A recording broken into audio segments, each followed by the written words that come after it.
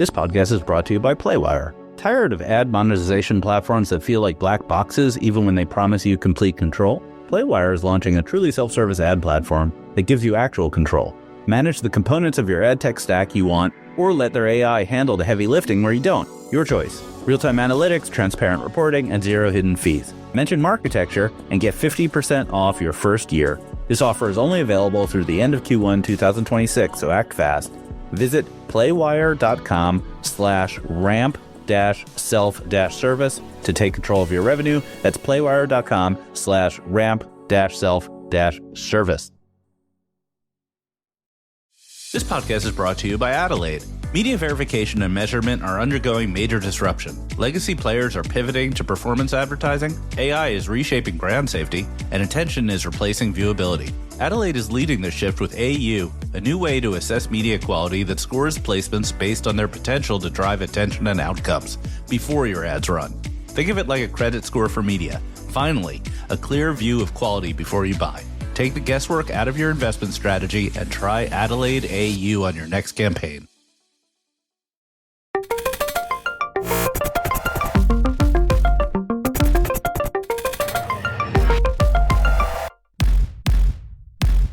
Welcome to the Marketecture Podcast. This is Eric Paparo. I'm here with Eric Franchi. Eric, you survived Marketecture Live II on Monday. I barely survived, but how do you get through it, man? It was awesome. I mean, number one, set the bar. Number two, completely raised the bar. Sold out, amazing content, like great energy, great networking, great sponsors. It was like fantastic. But I'm tired. I'm not going to lie. It's Thursday and I'm still tired. I know. On Tuesday, I didn't have a drop to drink on Monday night, and Tuesday I woke up like the worst hangover in the world. But yeah, it was quite a great event. It was sold out. It was standing room only. When we go through the survey responses, all the complaints were like I had nowhere to sit when I was eating, or I couldn't find anywhere to talk to people because it was a little crowded. Which is why we're going bigger for the next event. So we announced March 10th and 11th of next year, Marketecture Live III. It is double the size, so up to 1,000 people, or actually more. We could fit more in a big venue on the west side of Manhattan, and 2-day event with like a lot of premier speakers to be announced. But with the same sort of Marketecture flair of content heavy, intellectual for the thinkers and doers. That's my promotion in a nutshell. I forgot the key point. We have super early bird tickets available only until Monday of next week, so November 3rd, and that is 50% off. You go to 2026.marketecturelive.com to get those. And then the ticket price go up. What was just not to beat the horse to death? What was the highlight for you? Speaker highlight other than your amazing startup session? Yeah, I think I have 3 speaker highlights, but the startup session was awesome. It was awesome. Like 5 great startups. It's a little bit of a battle of the agents. We had the winner was this company Epiminds. Everybody should check out. It's very, very cool. Their agent is named Lucy. And then we had Gigi, which we've had on the pod Adam before. Their agent is called Gigi. So it was a little bit of Lucy versus Gigi for the crown, which was indicative of, I think, the times. If I was doing an AI startup, I would do a hyper masculine macho voice just to differentiate from all the pleasant female voices out there. I would go like Red State on it, like, hey, what do you want, man? I'm here to help. Yeah, Chad. Chad is here. Chad, yeah, that'd be perfect. Exactly. Right? Instead of hey Chad. Content wise, two things stood out to me, and very much in the realm of like doers and thinkers. The first was James Burrow and Nick Sharma talking about CTV, and James is like, he's pretty amazing. It was one of the few quotes that I think you posted on X, which was, basically, him saying, think of TV as a vertical horizontal Instagram ad. Horizontal Instagram ad. Yeah, but there was a deeper meaning behind it, which is think of TV as you think of Instagram, and then other performance channels. You know? Yeah. Yeah. I think he also put on Twitter, he didn't say this live, but I thought it was insightful, which is think of pixels as targeting, not as attribution. He said it there, but he said it very succinctly on X. And then yeah, the other thing is TV, think of it as the second screen, not the first screen. Right. Like, so it is so impressive how like people like James are pushing the space forward and thinking differently. And then the other thing, so he's a doer, and then the thinker, I mean, Eric Seufert. Eric Seufert. I don't even know what to say. I'm still reeling. My brain is still trying to catch up.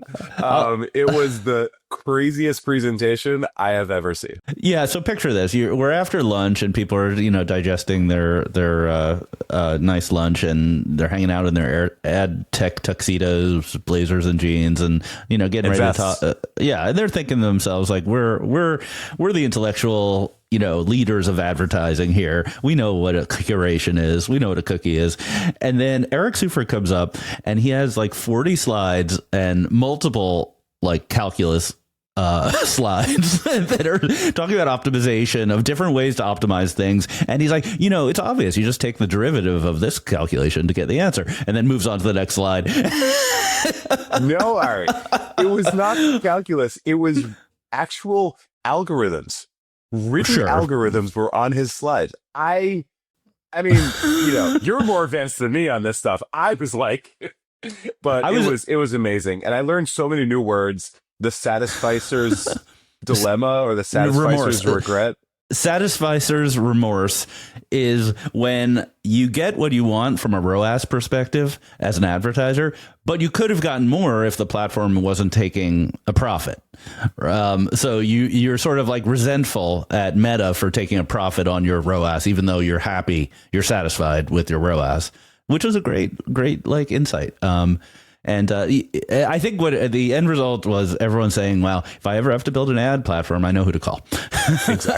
Exactly. Right. You basically take Eric and James and, you set them loose with some real budgets. You're good to go. What was your highlight? I really liked Olivia Corey from House. She went through the results of, I think, 600, or I may be misquoting them, 600 Facebook campaigns, and compared whether Meta's ad system was better when it was on autopilot, AI only, or manual, and how they were different. And it was pretty interesting because it wasn't an obvious answer. It was like 40% better AI, 60% better manually, but the ways they were better were different. Effectively, the AI from Meta got to the answer a lot faster and harder, which is good if you have like an immediate conversion, like click to buy something, but not that good if you have more consideration and, multiple ways of getting to the conversion. The manual was better. So that was pretty fascinating. I'd never seen stats like that. And it's worth noting that we're going to, over the next couple of weeks on Monday, we normally on Monday publish like a vendor interview. We're going to have some of the content from the event kind of trickling out on Mondays for the next couple of weeks. So on the main stage, you should probably be able to hear some of these if you subscribe to our podcast feed. Awesome. Okay, great. And the real highlight was the end with you doing the fireside with Terry. We're going to launch into that after we did the news roundup. That was wild and great. And he broke some news. Like there was a bunch there. Yeah, we'll cue that up after the news. Let's jump into the news because it's a big week for earnings and other things. Yes. So let's take it from the top with earnings.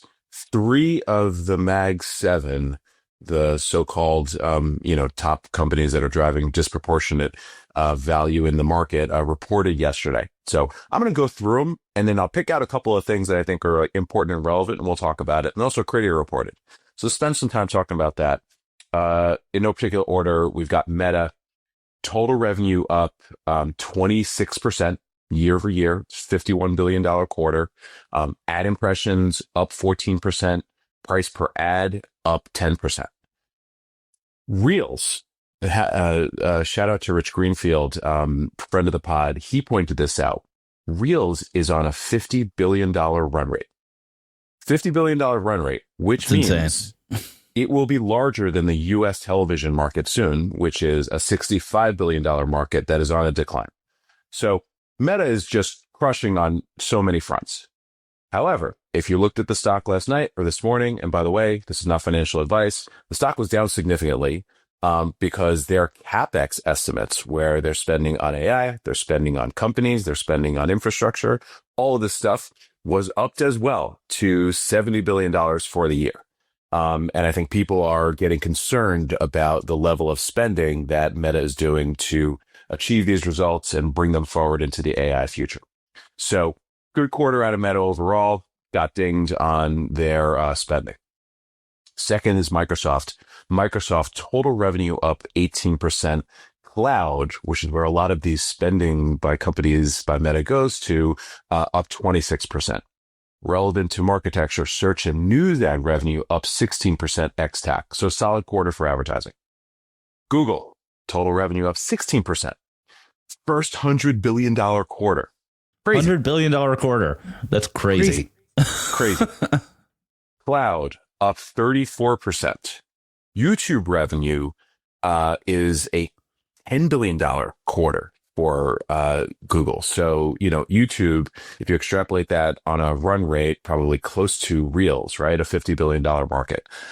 Network revenue, ads revenue down. It was down, I think, a couple hundred million to 7.3 billion.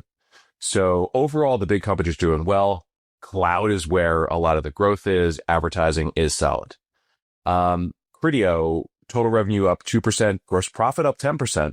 Market loved that. And retail media revenue up 11%. So a solid quarter out of Criteo. Take a step back. What does this all tell us? What does this all tell you, Ari? Well, first of all, we're not seeing evidence of a recession, right? A lot of people are talking about a weak Q3, weak Q4 in the ad business, like people I know, but the big guys aren't seeing it, which tells me it's a sector issue, not a macroeconomic issue. Or an open web issue. Yeah, that's what I meant by sector. Open web versus closed. And open web seems to be taking on the chin because of the AI stuff. Second thing I would say is that the convergence, cloud and AI are very correlated, right? They're not separate line items for these companies, and ads also kind of peeks into that list a little bit because you're going to have cloud customers who are going to want AI, and the AI is going to need content, and that content's going to need to be licensed from places, and it gets like pretty interesting if you're Microsoft or Google and you're looking at that combination. Whereas, Meta doesn't have that appeal. Meta's just like a very different company. They just have very different assets going into this. And it's remarkable how they continue to thrive despite, not having some of the structural advantages that the other guys do. Because they're so far ahead in AI. It's just so clear, Yeah. Well, they're Meta's, when you say they're ahead, do you think Meta's ahead in AI compared to the other guys? In AI-driven advertising. Yeah, AI-driven advertising, right? Correct. So I think of everything as an ad. Yeah. Okay. Everything's an ad. One little snippet that came out was that Mark Zuckerberg said that the annual run rate of Meta's end-to-end AI tools, I don't know exactly what that includes, surpassed 60 billion. So that was, or 15 billion in the quarter. So that's like a third of their total revenue is from what Mark describes as end-to-end AI tools. I would say that's the largest revenue producing AI implementation in the world. Exactly, probably. which is what I meant. This is like Advantage Plus.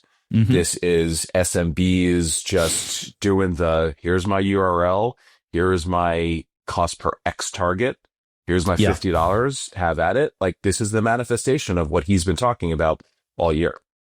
Right, but if you think about AI in general, they're not a leader at all. In terms of the models, in terms of consumer adoption, in terms of implementations, I think they're actually in some real jeopardy in the big picture because basically what makes Meta thrive is consumer usage of their products, and if consumers start seeing benefits to advanced AIs and something like Sora takes off. Or TikTok continues to take off, that's a challenge to Meta. Yeah, agreed. Which is, again, why they're spending so much money And they're acquiring companies, or they're acquiring people for billion-dollar sums to, keep up in this race. So this is fascinating, but their ability to turn this into ad revenue is unprecedented. There's nobody better. Yeah, I think we have an obligatory mention on Google, which is network revenue was down again. So the 7.3 7.3 billion. So the vestigial part of Google that nobody wants, yet they refuse to spin out, remains in the doldrums. The other news that came out, I think, yesterday was that YouTube's doing a reorg. So Neil Mohan came out late yesterday. I'll call Neil Mohan friend of the pod. He hasn't come on exactly. But Neil Mohan announced reorg, some cuts, and some folks shuffling around. Christian Ostlin, who's I used to work with at Google and was an investor in Beeswax. He is now in charge of really all the paid products at YouTube. So that's a pretty big promotion for him. He was in charge of YouTube TV and did a bang up job on that. So interesting that, YouTube's growing like crazy and they're cutting and reorging at the same time. So that's a pretty aggressive move. Yeah, I want to talk about that. And we'll talk about that and connect it to the Amazon news and unfortunate, job cuts that started earlier this week. And, just the stuff that's going around on X with some of the large companies cutting roles. So we'll find the link and put it in the chat in the newsletter. Again, it was kind of a late one, but if I recall, it was couched as, we are reorging to invest in the AI future, with the implication that AI is going to start making its way into the content that you see on YouTube. Is that a fair description? I don't know. I don't know what that means exactly. It could be that you just need fewer people maintaining the whole business, selling ads and monitoring content. It's building tech. Or it could just be that, tighten the belt so that you can grow. I'm not really sure what's going on. Yeah. And then Amazon. So this one, we will put in the newsletter. They announced that they're beginning to cut 30,000 corporate roles.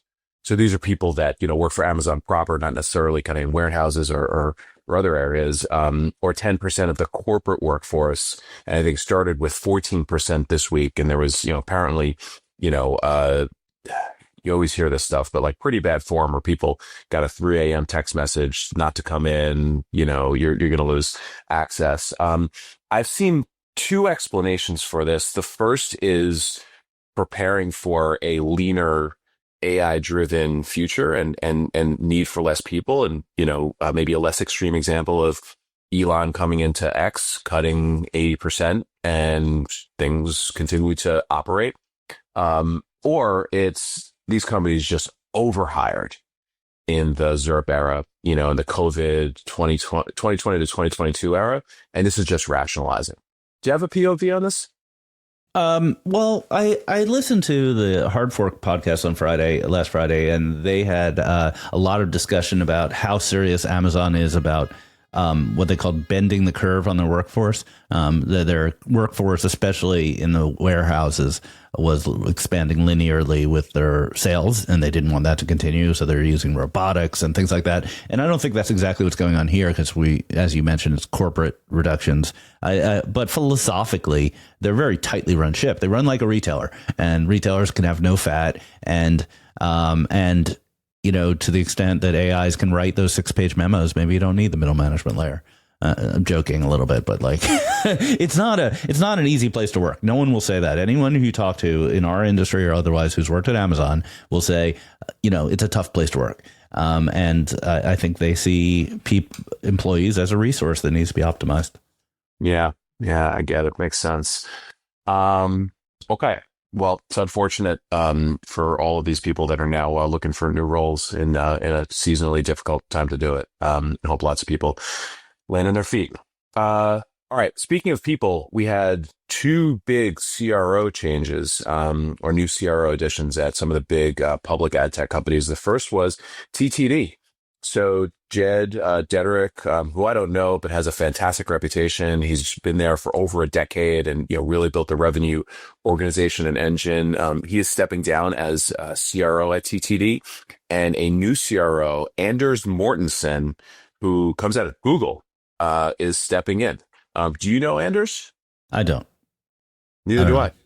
Yeah. And he seems like he's more from the search side than display. But he had a lot to do with agencies. Like his role involved agencies. He was just recently made a VP at Google. So that's a pretty big position. Google is big. It's a big not deal. A VP they don't. At your, yeah. No, it's not. Highly paid, etc. But we don't know why. But he, the CRO role at a major public company is a pretty attractive job. And Jed had been doing it for a while. Jed wasn't the first CRO. There have been multiple CROs at Trade Desk through the years. So good luck to Anders and good luck to Jed. I think. What do you think? Do you think this is a negative on the upcoming earnings release? I mean, that would be the easy call, right? The easy conventional wisdom is CRO leaves. It means you're going to have a bad quarter. Yeah. And I think that companies are smarter than that. So again, I have no knowledge. This is not financial advice. I don't know. I'm always trying to think differently than what the conventional thinking is. I don't know. I will say that bringing in new talent across the C-level is what Jeff is doing. There's a new head of Corp Dev, Michael Gupta, who recently started. He came out of Walmart Connect. Okay. Yeah.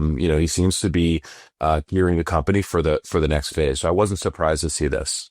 I was surprised, maybe not surprised, to see a new chief customer officer for Criteo, Edward Dinshert. I'm sorry, Edward, if I butchered the name. Most recently, I think, was CRO at Triple Lift, but a strong Amazon background. So this seems to be a really good get for Criteo as Michael builds out his senior team. Yeah, interesting. I don't know this fellow at all. Definitely the challenge of working with retailers and sustaining that momentum in that market is they're big companies. They have a lot of options for how to work. It's really long. It's a SaaS sale. It's a long-term relationship as opposed to Criteo's primary business retargeting, which is a little more transactional. So it definitely seems like a challenge. Yeah, absolutely. Okay. Where do we go from here? You want to talk about the Google civil trials? Yeah, just a quick update, but a meaningful update, which is Google's antitrust cases. There's the Department of Justice, which has won a monopoly, and we're waiting for remedies. But there's also, I think, at least 6 major civil trials on the same grounds as the ad tech DOJ trial. They're led by, the big one is in New York. It's led by Gannett, Daily Mail, and News Corp. They're all consolidated into this big case. And the judge gave summary judgment, basically accepting all of the facts and judgments from the Virginia case into the New York case. So effectively, they've been found guilty to have a monopoly in the civil case. They're not going to be debating whether what Google did was monopolistic or not. That's a just decided law. So that basically means the case immediately moves into the remedies phase, which in this case is a dollar amount, a very big dollar amount. And further, it's because it's antitrust, it's what's called trebled damages, so triple damages. So it could be a big number. It could be in the billions. It probably not a number that will hurt Google's profitability, but definitely a number that could help those companies with their journalism and their generally financial health. All right, great. And then let's close it out with one more. So you had Dr. Mark Grether from PayPal Ads on stage at Marketecture. Was an awesome conversation, but he didn't talk about this one. So we should spend a sec talking about this. PayPal is partnering with OpenAI for payments on ChatGPT.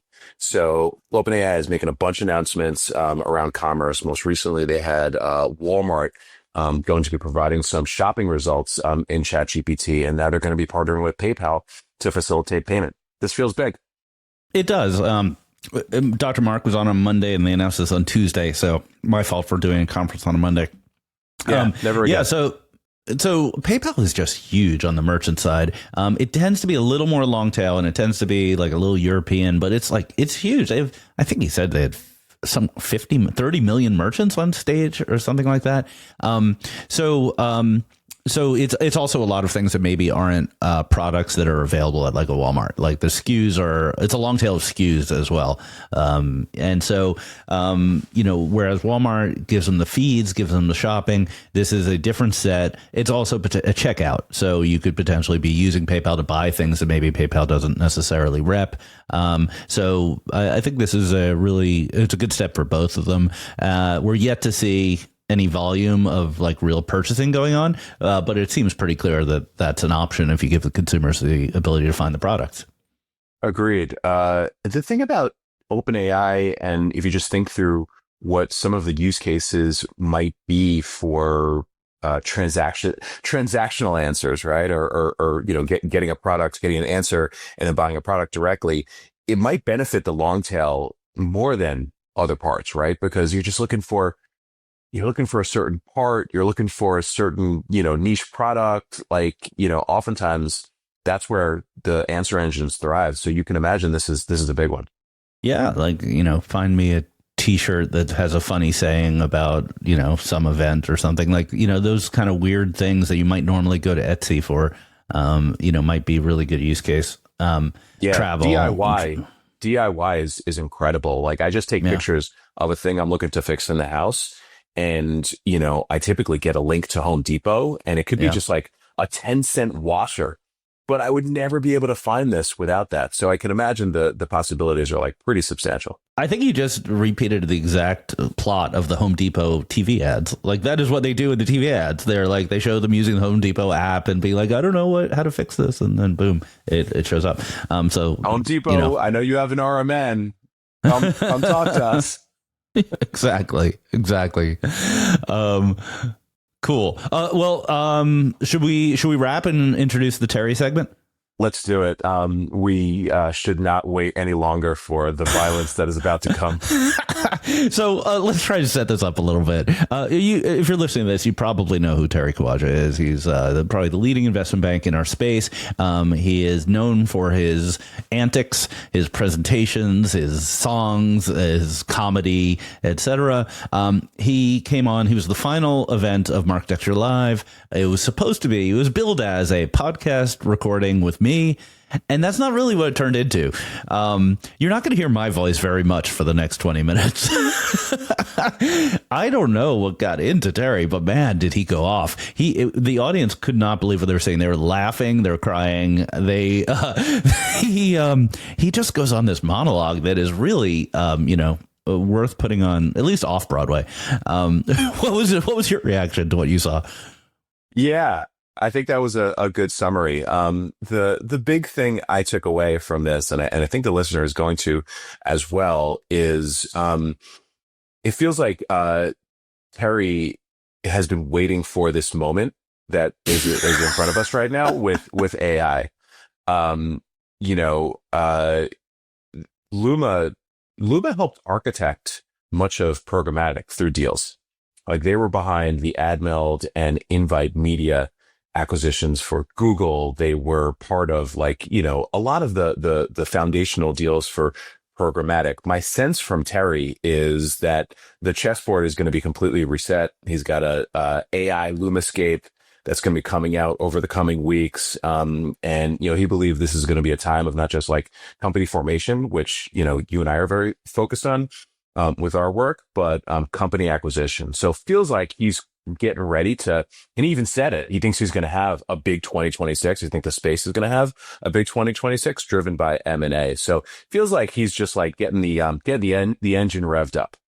Yeah, exactly. And he revved up our audience quite a bit. People during the cocktail were like, that was the best way to end this. Anyway, so we hope it translates to podcasting. It's also on YouTube if you want to watch his animated expressions and everything. It's a high energy. You will not hear me very much. You'll hear me say, excuse me, I need something to say. Excuse me, let me jump in here. But I do not get many words in. We hope you enjoy it. So without further ado, let's go to Terry Kawaja's talk at Marketecture Live, and we will see you next week.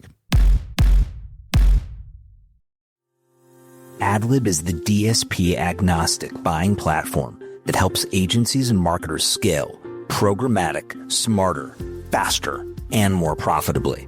Run premium campaigns across CTV, audio, geofencing, and YouTube, all under one roof with zero trafficking headaches. No bloated fees, no complexity, just enterprise-grade performance built for growth. And AdLib isn't just a platform. They are your partner. Their team helps you win new business, expand budgets, and prove ROI that keeps clients coming back. Unlock programmatic at getadlib.com. GETADLIB.com. All right, so we booked this session as no bosses, no filter, right? So that should be fun.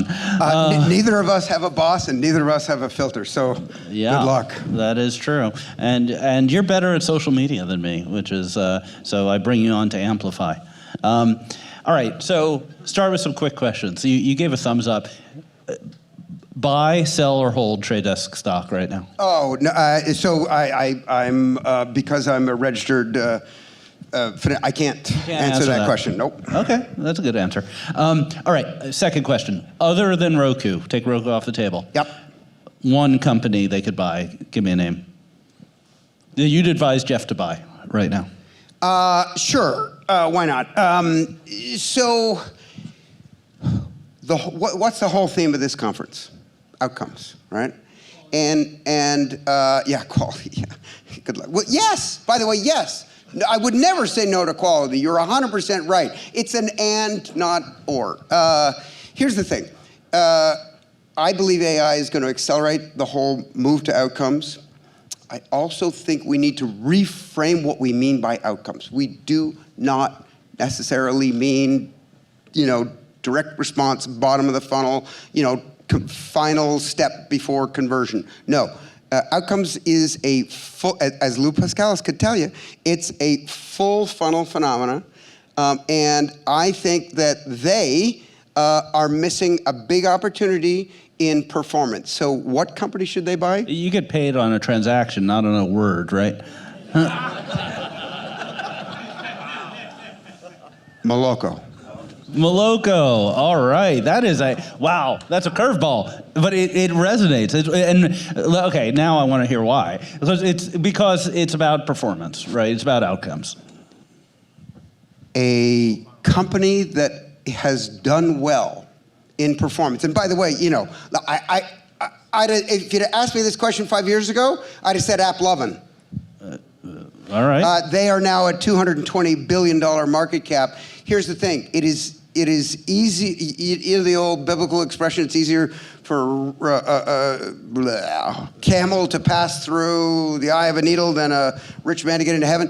Well, it's easier for a performance ad network to address the general CPM marketing world than it is for the other way around. Yeah, I think that's accurate. Side note, some people think that's a mistranslation because it makes a lot more sense that it should be a camel hair, as in a thread, to get through the eye of a needle than a camel. Except a camel thread is easy to get through an eye of a needle, and a camel is impossible. I don't know.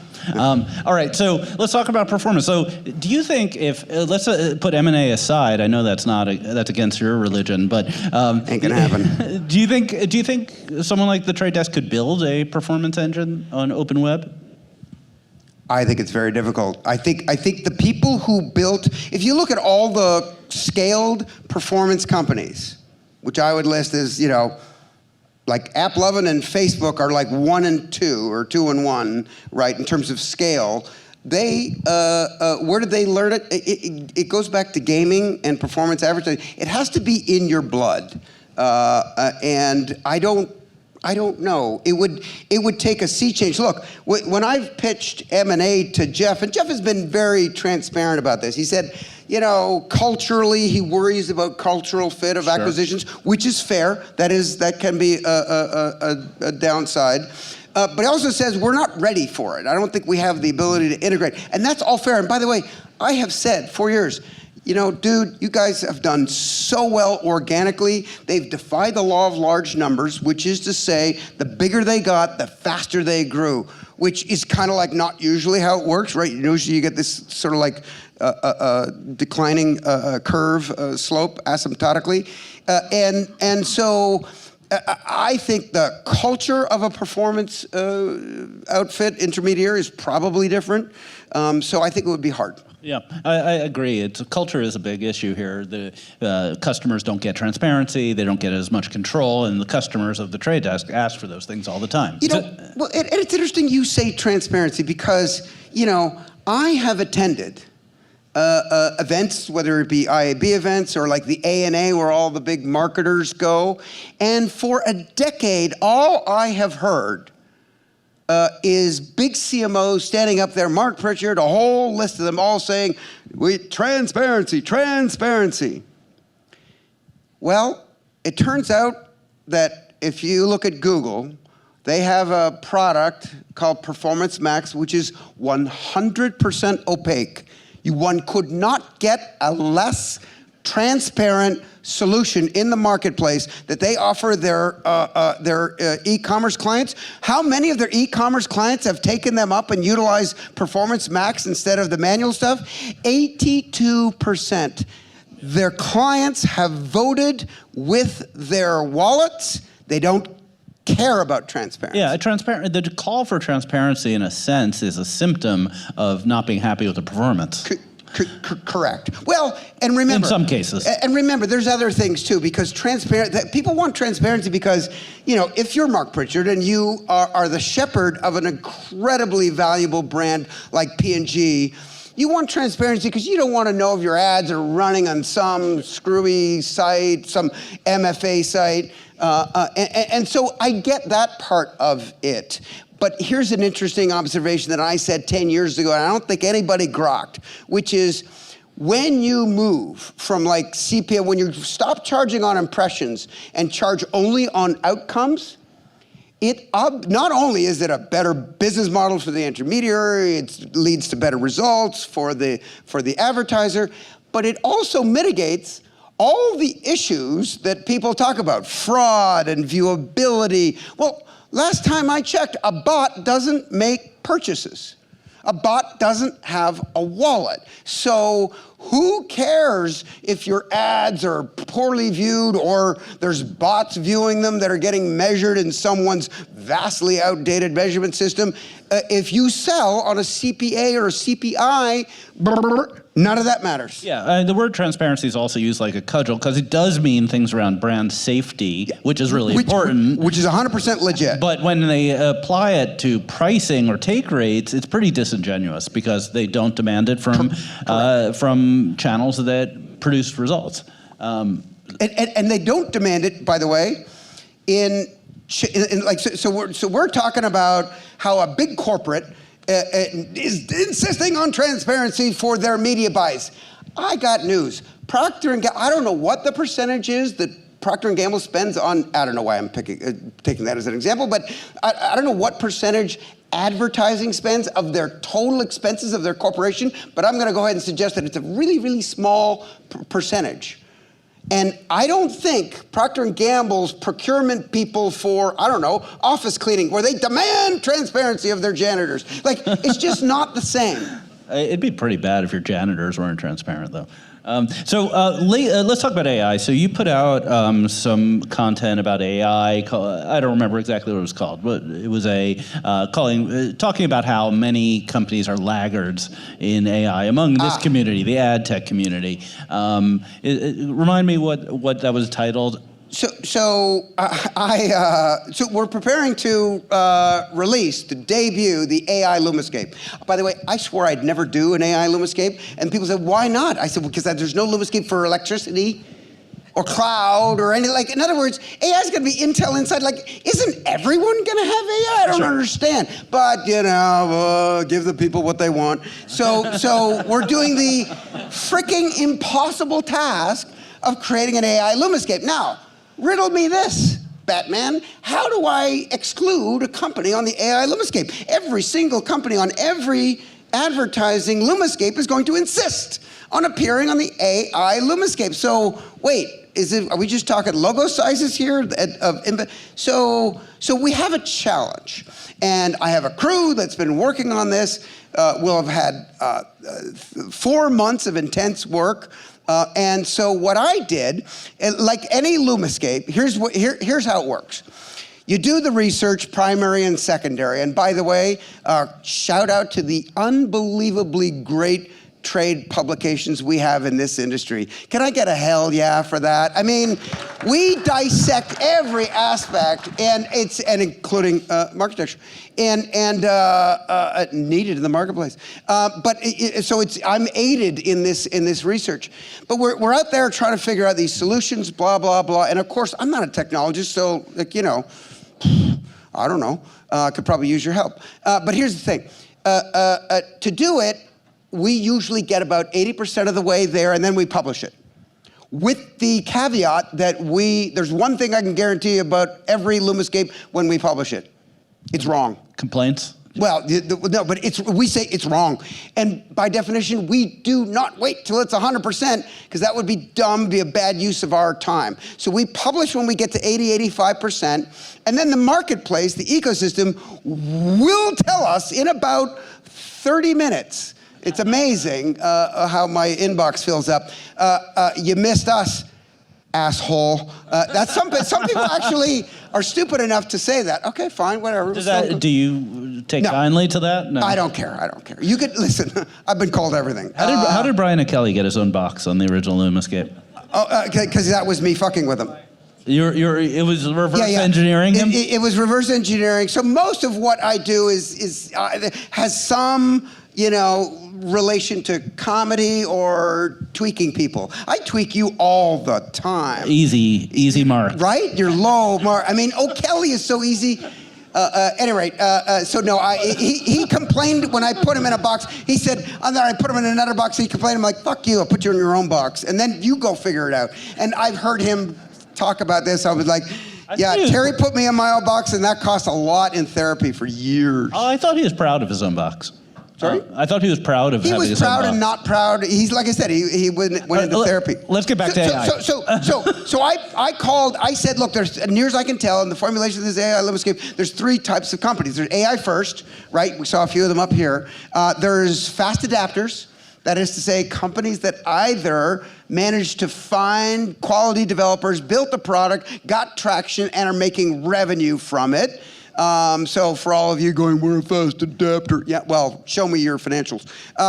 Or made an acquisition of an AI first company. And then there's everybody else, which I labeled AI posers. And I, intentionally derogatory tweaking. And what it did was it created reverse inquiry, as they always do. And so now we have every single company in ad tech reaching out to us to try and demonstrate their bona fides in AI. And here's the funny thing. They all come in with a big smile on their face. You can't wait to show you this. They do a demo, and half the time, now we've seen like 1,000 demos in the last 4 months. And most of them, I'm sitting there going, that it? Yeah, I mean, we were sitting, Terry, you and I were sitting right over there when we saw the startups present, and we're like, this is a lot better than the 100 million revenue companies we deal with every day. I leaned over and I said, I like this Lucy thing. This works. And I turned to him and I said, I introduced myself and said, I see an exit in your future, young man. All right, let's talk about that. So do you think there'll be a wave of like, let's buy the AI talent, let's buy the early companies? Yeah, we're already seeing it. So I think what you're going to see is a consequence of this sort of re-steepness in the learning curve or in the innovation curve is you're going to see companies get acquired much earlier that will have raised less capital and less people. My BHAG is to sell a single-digit person company for $1 billion. It may not be achievable, but if I come close, a 24-person company for 800 million, oh, well. It feels as though, I'm going to push back a little bit on that. It feels as though if you're selling to other companies on the LumaScape, there's a limit to the valuations. There's not a lot of crazy numbers. On the other hand, if you got Sam Altman wanting to build an ad tech company, there might be some opportunity there. So Sam Altman is building the biggest ad tech company in the history of mankind. He has an extremely highly qualified team from Facebook, right? Team, led by Fiji Simo, who is the Sheryl Sandberg of OpenAI. And I've known Fiji for 12, 13 years. very capable. She's actually hiring a person to, because she's all applications. So advertising is just part of her purview. She truly is the number 2 there. And it's the job rec that she's got out is the hottest job in the history of ad tech. All right, I'll have to apply later. But okay, same question I asked you about Trade Desk. If you got an audience with Fiji, what's the one company you recommend they buy? I'm actually having that conversation with her, so I'm gonna, if you don't mind, I'm gonna divert that one. Here's the point. It won't be what, I think there's less of a rationale for them buying existing companies, maybe other than a few capabilities here or there. But I made an observation. So I think we're entering the 5th phase of ad tech. Okay, this is like it's a new epoch. And by the way, I've been the one. I take pride in not just getting, calling things, whether it's commerce media or the democratization of TV, all these sort of the fate of agencies back in 2015. I've done a lot of those things and got them right. That's good. That's calling strikes and getting a strike. But I'm particularly proud of calling balls and then watching balls happen. And by balls, I mean 5G is going to change everything. IoT, because we need frickin' smart toasters. Virtual reality, because everyone's going to walk around with a stupid headset. I think Scott Galloway nailed it. He's like, that's one way to make sure you don't get laid. And then, or the big daddy of them all, Web3. Oh my God, what a stinking pile of dog poop that was. And yet, undisciplined observers got on the bandwagon because we love the shiny new object in marketing. Everyone, not everyone, but a lot of people were like, yeah, Web3, we're building a Web3 solution. I stood up at our digital media summit and said, this is bunk. Not that crypto's bunk, not that blockchain's bunk, those are real technologies, but their application to advertising, hell no. And I made a glossary where I stood up in front of 3,000 marketers at the ANA, and I said, by all means, invest in Web3 if you want to fly around to fancy conferences and hear yourself chinwag. But let me tell you something. The definition of zero was the amount of money you will, return you will get on every dollar invested in Web3. It's categorical. So anyways, with that as a backdrop, I do think, AI is the big one. What the fuck was the original question? I don't recall. It was so long ago. I just remember you're the expert in balls. God damn, oh, right. Right, no. Fifth phase of ad tech. So, I'm going to do this really fast. 2005 to 2010, I call that the ad network era. And then 2010 to 2015, that was early programmatic, where we went from what were bootstrap companies doing arbitrage with an ad network model. We went now to a venture-funded, either demand or supply, getting fees on take rates. Then in 2015, the LumaScape hit peak fragmentation. That was the end of the VC era and the start of the private equity era. And so from 2015 to 2020, I call that sector headwinds. So that's phase 3, sector headwinds, walled garden dominance, and we had, the rise of, CTV and commerce media. But then 2015 to 2020, I call that scale and PE. Because we've now started to see really big companies and a lot of private equity investing in the sector. However, and yes, we did see growth of commerce, media, and CTV and mobile app. However, and we had the cookie circle jerk, I call it. I hope that's not offensive. Someone said that was offensive. I'm like, that offensive? Yeah, but no. What happened was offensive. So if you tie my comment about it as offensive, that's appropriate, I think. Anyway, Google, fucked us over with the cookie thing. Sandbox was the sponsor of last Marketecture Live. Let's spill out one for them. I still have sand in my shoes from the last time I spoke to Alex. He's here. Yeah, Alex is here. Yeah, Alex is here. Alex is a great guy. He's a great guy. Unemployed if you need. And somebody. we had an M&A and an IPO boom and then a bust. But here's the thing. Over the last 10 years, I would make the following observation about our industry that we love. Innovation definitely waned. It was not like the early years. We were coming out with all kinds of new solutions. every year when I had to do the state of digital, I was like, there's less and less things to talk about that are new. In other words, yes, more CTV, yes, more commerce media proliferation, blah, blah, blah. But it was basically a continuation of pre-existing trends. That was a problem for me. It was a problem for me because Luma is a little company that's got highly specialized knowledge that is trying to compete against the big investment banks. Well, when you're talking about companies in the hundreds of millions of dollars and oodles of EBITDA, the only thing you got to do when you're selling that company is differentiate between getting 9 times EBITDA and 8.5 times EBITDA. So my comparative advantage went away. And so where I thrive is when there's steep learning curves and lots of tech innovation, and I can help simplify what is otherwise a complex story. And for an acquirer to have the gumption to make a scaled acquisition and risk not only their company's balance sheet, but their careers, they need comfort that this is real. And so I point to my unblemished track record of every bullshit, stupid idea that's come up. I have said, this is a bullshit, stupid idea in real time.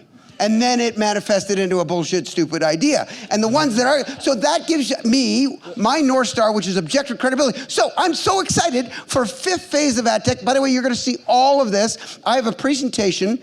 I came to the realization that I needed to come up with the ultimate AI and advertising presentation because this is existential for Luma. By the way, I think this is existential for my business.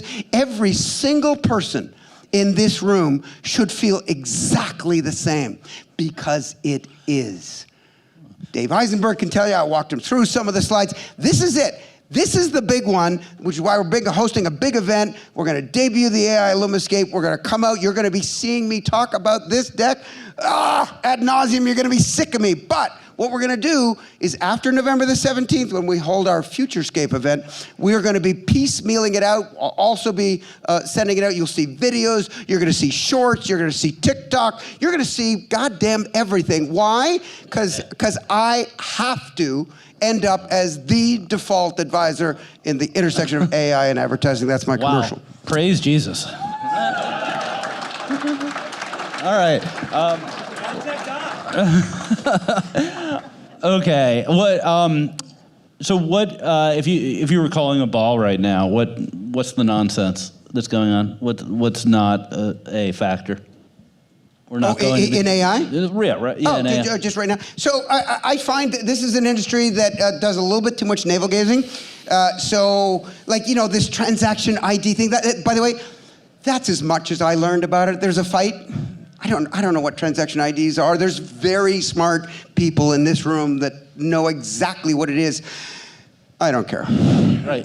So we do but too much. But that's not a ball. That's just like that's bad focus. We spend a lot of time going back and forth on all these small ball issues. I'm like, guys, really? And gals? I'll tee you up. Do you think consumers are going to shop using AI, like agents that'll actually buy things for them? You know what? At the very beginning of this deck that I have about AI and advertising, I say something a lot when I get asked questions about AI that I think anybody responsible should say with frequency about AI. 3 words. I don't know. I think it's so damn early for people to make sort of declaratory statements. I'm making predictions and then I caveat with, but I really don't know. I don't know. They're like, well, you don't know. Yeah, how the hell do I know? And you know, when I frame AI's application to advertising, I do it using Maslow's hierarchy of needs, with the base layer being, you know, audience data and workflow and media buying optimization and measurement, because that's the meat and potatoes of ad tech, and that's going to have a huge impact on that. And by the way, less headcount. The next up is ad creative and content and communication, and I think that's like a higher order thing, just like Maslow's original. The higher up you go, the more disruption, the more impact. That's going to be very interesting. Here's the thing. For the last 25 years, you know what the navigation pattern we've decided was best? Is we find someone, wherever they are on the internet, and we drive them to a website so we can convert them. Seriously? Like, in this world that we're in, you take your message to people wherever they are. If they're doom scrolling on TikTok, leave them on TikTok. Get your message in front of them and allow them to convert and stay on TikTok. Stop trying to shepherd consumers in the hundreds of millions and billions all around the internet by going to what? Your www. How the no fucking way? Like that's crazy. It's actually a controversial topic, and our earlier speaker Eric Sufer has written about it a lot because I didn't understand anything. No, I understand, but his writing. Don't worry about that. That dude. So seriously. Quantity and quality of output, I do not know how he does it. Eric Suford, you are the real ed tech guy. He's like me if I cared or worked hard anymore. You might be a little generous there on the IQ points. But... the point I was making. I mean, seriously, he is so high. His IQ is so high. Like, you know, has a little trouble sometimes interacting with humans. But that's what happens, right? He's so damn smart.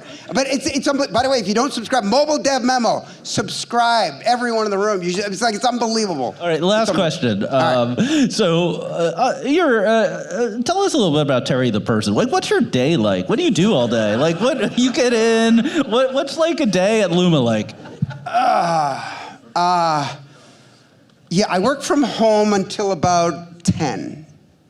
I get up plenty early, 6:30, 6:45, and I have a routine that I like routines. I work out every morning because Eric Franchi is my North Star. No, I work out every morning. I just respect him. I like to have the breakfast that I like. So if you invite me to a business breakfast, I broke the rule for this man because I love LiveRamp, but I don't do business breakfast, generally speaking, because I like my routine. I work out, I have my breakfast, I probably will make like a meme or two, whatever comes to me. Nothing is planned, so you know. And most memes I produce, I do under 60 seconds. That's my rule. If I can't get it done in 60 seconds, I got work to do. Then like I'll answer email, blah, blah, blah. And then I'll go into the office mid-morning. By the way, you know, I live in the Upper East Side. I take the subway to work and Just like a normal person. Yeah, but I do, so I'm 63, so I'm not a young man anymore, which is not to say, like, not physically, I'm saying I refuse to suffer the indignities of being, you know, sandwiched up like this in the subway. So that's why I do my mid-morning thing, and then I'm in the office, and it's mostly meetings, we do work, we punch way above our weight, like Marketecture, and we pump out a lot of content and a lot of work product for a small, mighty team. And that means either actively working on live deals, and we've got a handful of them now. By the way, it's really ramping up. Watch, 2026, bueno, as it relates to activity. And then there's a lot of like content. We host events, we publish content. We've got the quarterly report. We do, you know, financial content that's totally serious. I don't make any jokes there. And then the other stuff. And by the way, in case you were asking, you didn't, but I'll answer it anyways. You know, because this new AI deck, there's a lot of loose in it. There's a lot of animations and sound effects and graphics, and I use a lot of humor. And people say, well, I guess it's because you're a ham. And yes, they would not be wrong. But there's a business purpose for why I do that. I believe every time you got one of these, a microphone and a crowd, you have a responsibility, but also I have two objectives when I stand in front of you. Those two objectives are, I want to capture your attention and your retention. So there are plenty of phones, there's plenty of laptops. I've seen the speakers, bright stage, dark room, everyone's just getting email done, getting work done, and occasionally looks up. Not for me. You know why? It's because I'll have some animation with a sound effect, and everyone laughs. And if they're down on they're like, shit, I missed it. The second one, forget it. They are paying attention. So when I give this AI presentation, not a single phone is out, not a single laptop is out. So I got their attention, and then to get their retention, I don't use words. I use graphics. Why? Well, you just saw it with the trade desk. A graphic, quite literally, opens first of all, comedy opens the capillaries of your mind, so great. It's the same as LSD. And a graphic is comprehended 60 times faster than the written or spoken word. 60 times. And as a bonus, You store it in a different part of the brain. So I'm in long-term storage back here, whereas everyone else who talks, they're in RAM, in and out. Unfortunately, we're recording a podcast, which is entirely words. So with that, we're out of time. Can you believe? You know what? I 100% forgot that. I know, it's really shocking, and the things you said were pretty shocking too. No. Everyone, let's thank Terry for his amazing conversation. I don't usually use expletives. Thank you for subscribing to Marketecture. New interviews are added every week at marketecture.tv and your favorite podcasting app.